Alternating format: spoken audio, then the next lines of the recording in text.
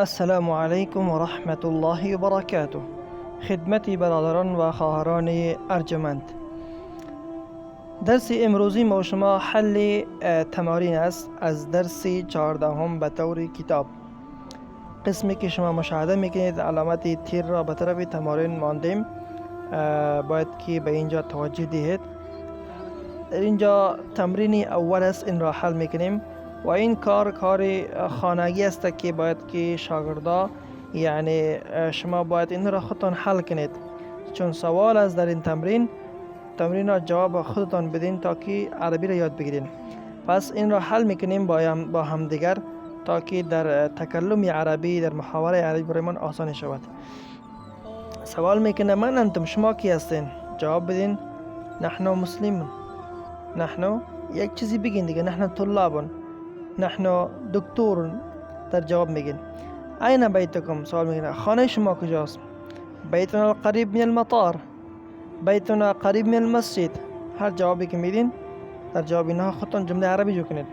من ربکم، رب شما کجاست؟ رب شما کیست؟ پروردگار شما، خالق شما کیست؟ میتونین که ربنا الله به عربی جواب بدین.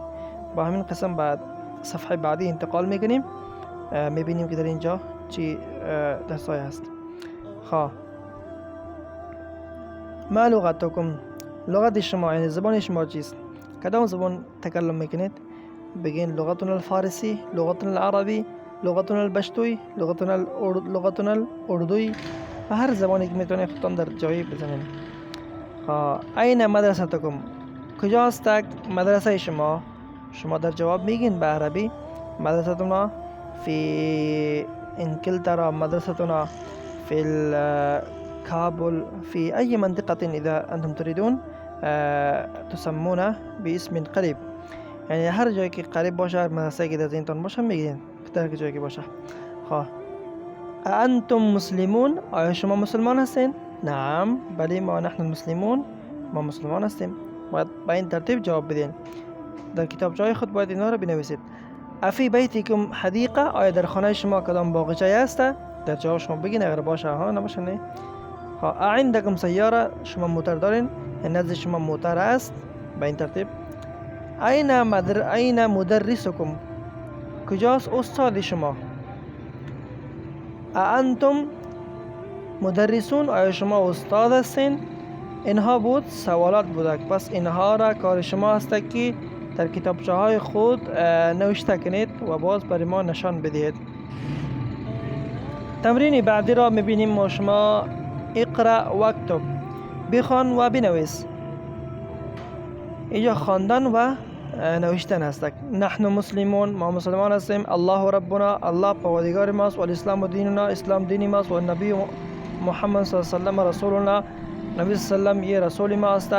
و القرآن الكریم کتابنا، و قرآن عظیم شان کتاب ماست. و الکعبه قبلتنا، و کعبه شریف ای قبله ماست. و العربیه لغتنا، و عربی زبان ما است. این مدرسکم یا اخوان، کجاست استاد شما ای برادرها؟ خرج الان من الفصل و ذهب الى المدیر، همین حال از صنف بیرون شد و رفت به طرف مدیر. این بود تمرین ها است که با خواندن و ترجمه نوشتن از کتابچه های خود باید نوشته کنید. یک مثال دیگه میخوانیم، باقیش در درس بعدی. فی ای شارع بیتکم، خانه شما در کدام سرک است؟ بیتنا فی الشارع الذي امام المحکمه، خانه ما در آن سرکی است که در روبروی محکمه است. ابونا صدیق عمکم، صدیق و عمکم. ابونا یعنی پدر ما دوستی کاکای شما است. با این ترتیب با تمرین پنجم را هضمی درس حل میکنیم در درس بعدی، چون که درس ما طویل نشود از خاطر.